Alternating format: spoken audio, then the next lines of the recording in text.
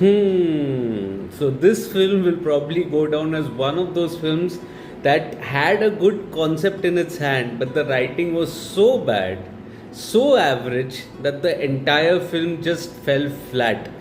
Hi guys, this is Farhad and welcome back to my channel Popcorn Reviews. If you're new to this channel, then please smash that subscribe button now. And as a video ritual, remember to like and comment on the video. Liking and commenting helps fuel the YouTube algorithm. And today, the film that I'm going to be talking about is the new Telugu film called Thandel, which is starring Naga Chaitanya and Sai Pallavi. Now, first thing that I noticed about Thandel is its comparison with Amaran. You know, Amaran, the Tamil film that is there, both of them have similar kind of themes that are there. Both are at its core love stories, a story about longing while the main protagonist is away. Both have themes of patriotism, but while one was such a heartfelt kind of a film, Amaran, the other is absolutely flat, like Thandel. One of the reasons, coming to the story and screenplay, the reason why this film does not work is because the foundation of the film is itself so weak. The foundation of the film, which ought to have been that of a love story and should have had a lot of emotional depth and lot of emotions to the proceedings, just felt superficial from its first opening act. I did like a little part of the opening, wherein the character of Sai Pallavi, once introduced,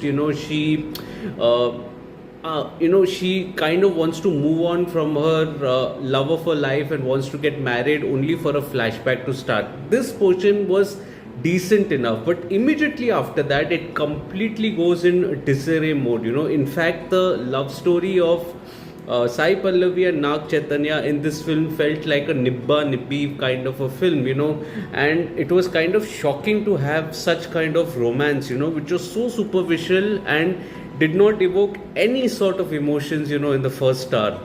That said, there are a few moments that are really well penned as well. For example, the justification of the character of Naga Chaitanya, who by the way is a fisherman and is in love with the sea. So when he wants to go to the sea, for his duties, it is Sai Pallavi's character who is reluctant, and that justification that I'm talking about was well done, with a little sort of an emotional relevance that was there as a subplot that was tied in the story. Now, this being a true story of 12 fishermen who, unknowingly had crossed international waters and were captured on the other side of India, which is Pakistan. That just kind of was such a powerful topic firstly, but it was so badly handled. It just gave a little glimmer of hope, I can say, at the halfway mark, in that entire sequence of the tempest that was there with all the characters who were in that boat.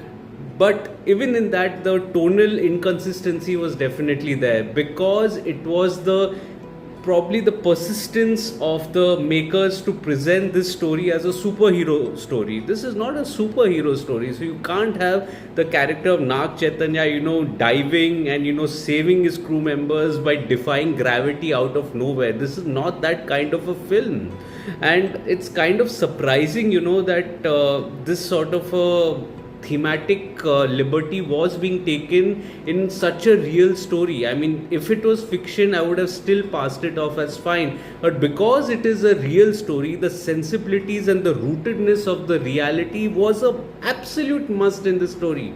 So therefore, that sequence, while conceptually was working, the inconsistency lay with the actions of the protagonists that were given.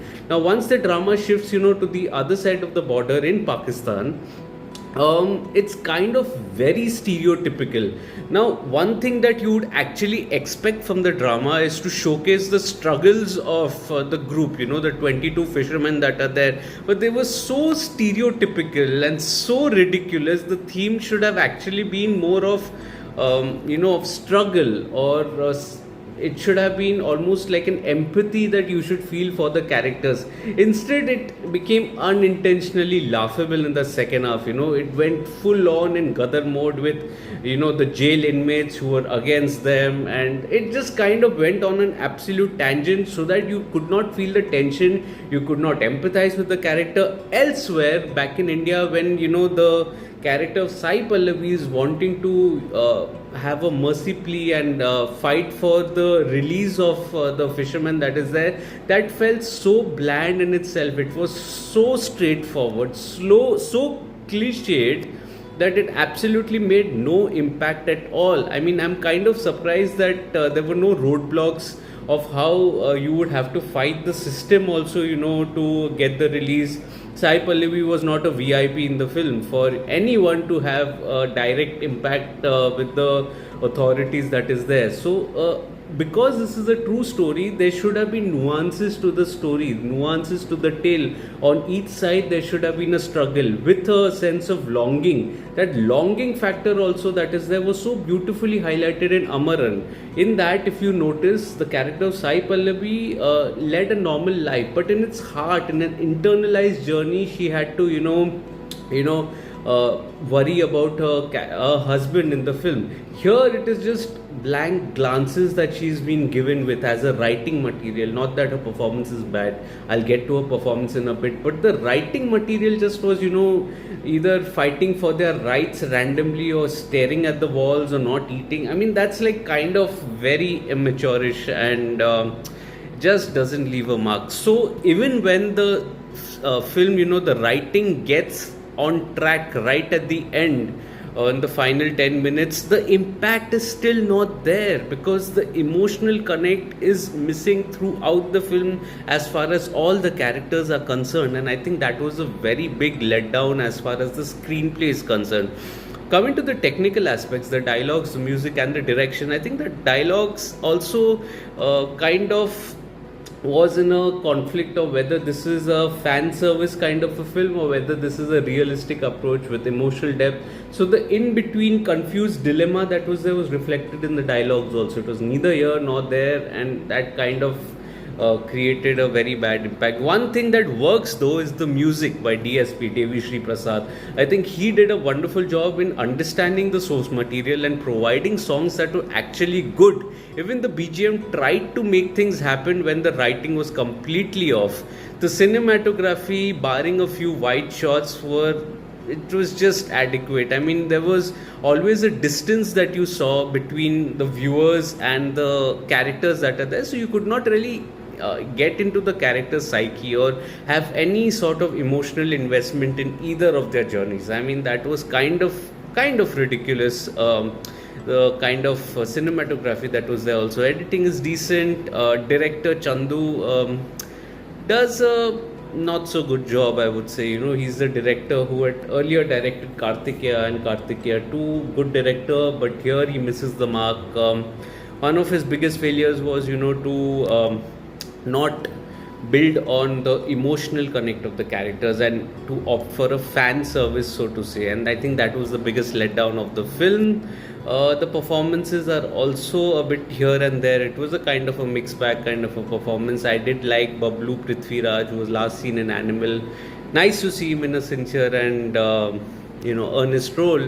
But the creative decision to have Prakash Belawade as a Pakistani policeman was perhaps the most bizarre creative decision that I've seen in a very long time. He seemed like a complete misfit here, and he did not make a mark. Sai Pallavi though does try to make things happen, and she's a terrific actor. And so if some of the emotions land, like the sequence at the train station wherein she doesn't utter a single word that is there, I think that sequences came out really well because of her acting. Even Naga Chaitanya's performance that is there, he plays to the galleries and has this larger than life image which kind of did not sit well with the story that was there, but I mean he did a good job in his capacity that was there. But overall, Thandel is oddly tepid, with its drama, with its writing. and it doesn't leave a mark. Unfortunately, it does not leave a mark.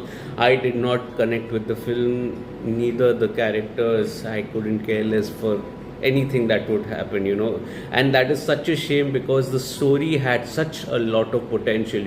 There was a story brimming with emotions, given the 22 fishermen that were had crossed international waters and had to be brought back, and were brought back successfully eventually in reality. So I think that was such a powerful story, and a great job by the Indian government there, I must say. But it did not translate into screen, unfortunately. On screen, on celluloid, it was flat. So Thandel, I did not like it. So if you're liking this video, you can smash that like button or dislike the video. I'm sorry I have to be a little harsh, but the channel here is there only for me to speak the truth of what I felt about the film. If you like the film, let me know in the comments. If you've not liked, then also let me know your theatrical experiences that were there. Also, you can share this video with your friends and family, ask them to subscribe to the channel. Let's grow this Digi family together. Also, my detailed review of Thandel is available on my site, Popcorn Reviews with a double S. Remember, double S is our brand name, Popcorn Reviews, which is there. And you can read the review in your language as well. It's a detailed review. You can also follow me on different social media platforms like Facebook, Instagram, Twitter, and Letterboxd. I do not end up making a video on everything that I watch, but I do write a lot. All information is present on my site and on my social media handles. I'll see you next time with another video. Till then, take care of yourselves, and thank you so much for your love and support. Cheers.